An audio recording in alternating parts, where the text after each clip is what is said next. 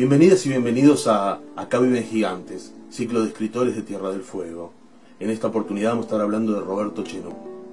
Roberto Chenú nació en Buenos Aires en 1942. Es escritor, historiador y docente. Se recibió en la Escuela Técnica Salesiana. Es maestro normal y radioaficionado. Fue religioso salesiano y cursó estudios de filosofía y teología. Escribió colaboraciones en revistas como La Radiotécnica, Diario Noticias, Tribuna Provincial y Tiempo Comunitario, entre otros. Roberto Chenú trabajó varios años con el entonces gobierno territorial en la Comisión de Desarrollo Curricular, con el fin de crear material didáctico regional para las escuelas primarias y secundarias de la isla.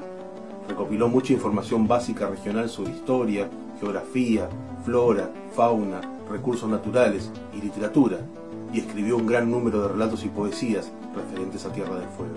Sus obras más recientes son Fil Fil, Manual Regional Fueguino, Mañanito, Quemanta y Fueguinos en Conflictos, un texto donde recopila vivencias de ciudadanos en relación a la guerra con Chile del 78 y la guerra de Malvinas. Hace unos años creó un sitio dedicado a la literatura fueguina. Muchas de sus obras las firmó con el seudónimo de Juan Caiquén. Roberto Chenú fue el investigador y maestro que se encargó de enseñar a los docentes fueguinos cómo transmitir los contenidos relacionados con Tierra del Fuego. Su trabajo se centró principalmente en la región norte de la isla. Escribió mucha literatura infantil y juvenil con una marcada intención didáctica y recopiló historias sobre una infinidad de temas relacionados con la provincia. La historia de Tolwyn, testimonios fantásticos de la Antártida, leyendas aborígenes, anécdotas de vecinos y personajes fueguinos, entre muchos otros. Sus escritos no fueron reunidos en libros, sino que están dispersos en decenas de cuadernillos que confeccionó para los alumnos que asistían a sus talleres de regionalización. Desde mediados del 2017, el escritor se encuentra internado en el Hospital Regional de Río Grande. Los voy a dejar en compañía de un invitado muy especial, el escritor Mingo Gutiérrez, que nos va a contar más sobre la vida y la obra de Roberto Chenú.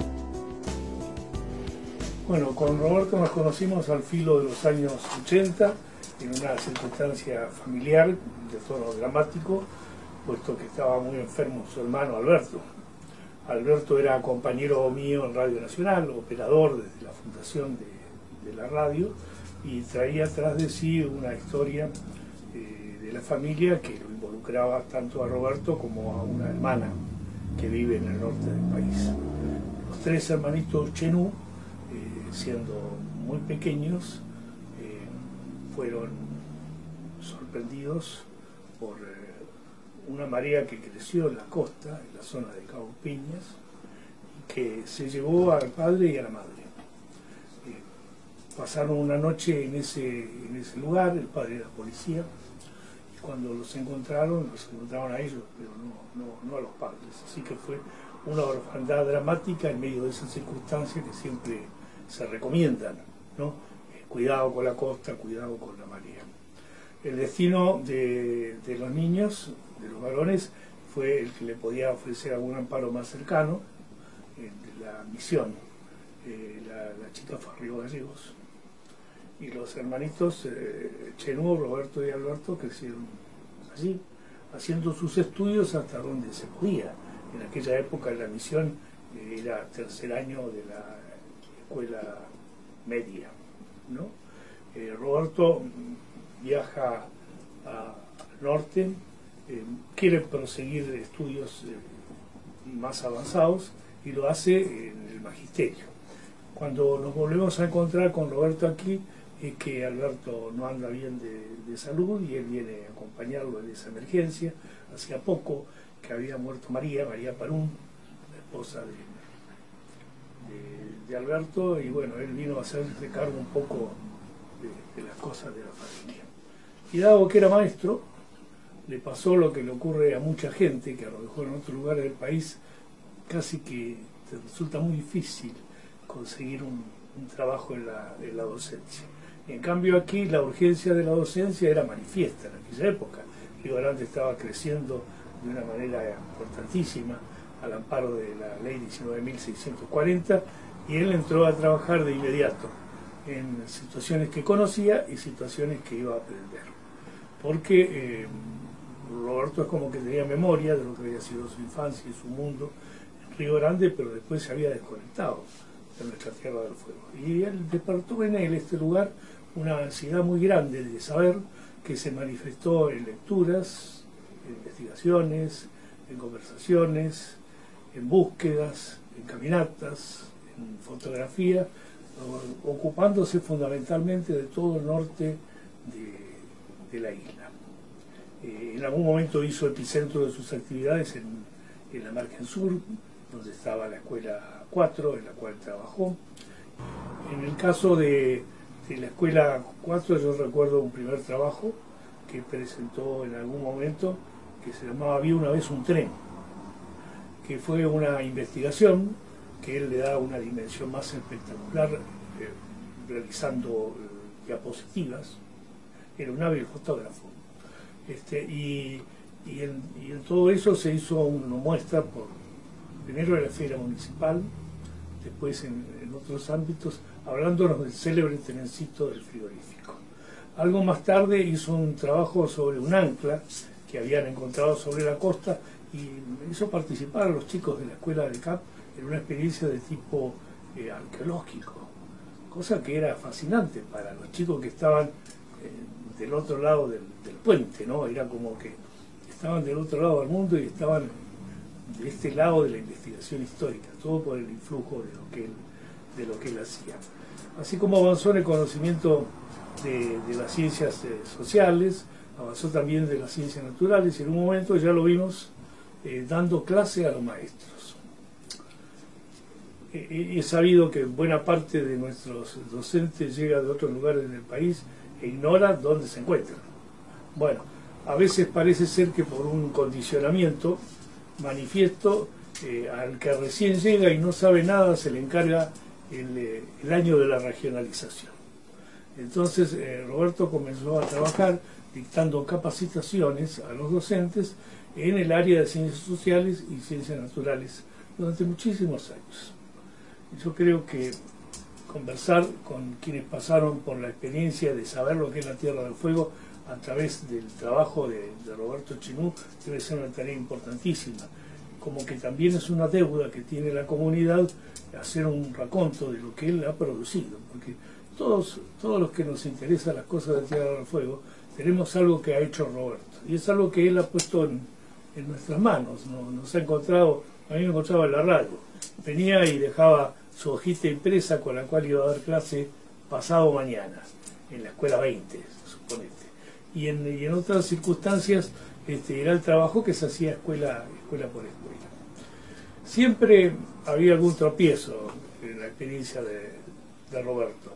Alguien que pedía mayores títulos, mayores currículum, sobre todo desde esas esferas del gobierno y de la educación, donde los que mandan y disponen saben mucho de burocracia, pero poco de la materia de la cual se enseña.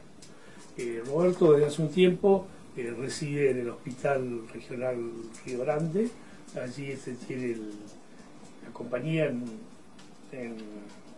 el sentido de curador, Luis Cardarelli, un amigo escritor, que lo acompaña en esta alternativa de ser ya viejito y de estar perdiendo la memoria, cosa que de una orfandad tremenda para él, que sabía de tantas cosas, ¿no?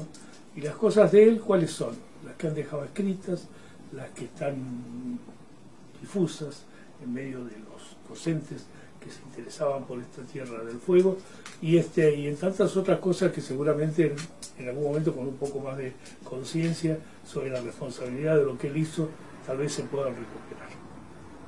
A continuación vamos a escuchar el testimonio de la docente Ana Villanueva, que fue alumna de Chenú. Luego, desde Ushuaia, Alberto Alem va a compartir con todos nosotros un texto de Roberto. Bueno, mi nombre es Ana Villanueva, soy docente jubilada. Trabajé desde el año 88 en la provincia. Cuando vine a trabajar a Tierra del Fuego, docente nueva, muy nueva, joven, y en una provincia diferente a la provincia de formación y de nacimiento, de origen. Venía de Buenos Aires. Y recuerdo a Roberto en las primeras capacitaciones que tomé en este lugar para familiarizarme, para conocer el lugar y la historia y la idiosincrasia de un espacio totalmente nuevo y diferente. Y lo que más recuerdo es su pasión. Es un apasionado de la Tierra del Fuego, de su historia, de su paisaje, de sus pobladores, de los antiguos pobladores, y fundamentalmente de la forma y las formas en las cuales transmitir toda esa información, ese caudal de conocimientos que él tenía, compartirlo con los docentes para que pudiera llegar a los fueguinos nobles, decía él.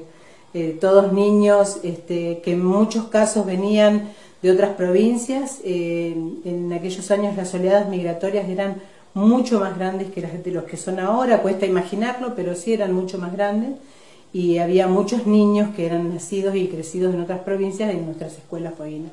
Así que a él le preocupaba mucho que todos esos niños aprendieran a amar Tierra del Fuego, que quisieran esta provincia, que la hicieran propia, pero que la hicieran propia a partir de conocerla, habitarla, quererla, descubrirla y enamorarse de ella. Eso realmente es una de las cosas más impactantes que me quedaron de él, y de la forma en la cual nos transmitía a toda esa docencia joven y con poca formación fueguina el amor por su tierra, que por supuesto tratamos de honrar en el trabajo cotidiano.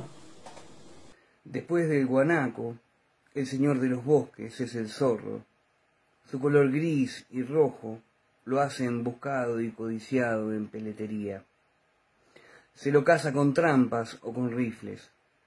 Cuentan los zonas que en un principio los guanacos eran dóciles y convivían con los hombres que los mataban según su necesidad, pero cuidando que la manada no lo notara.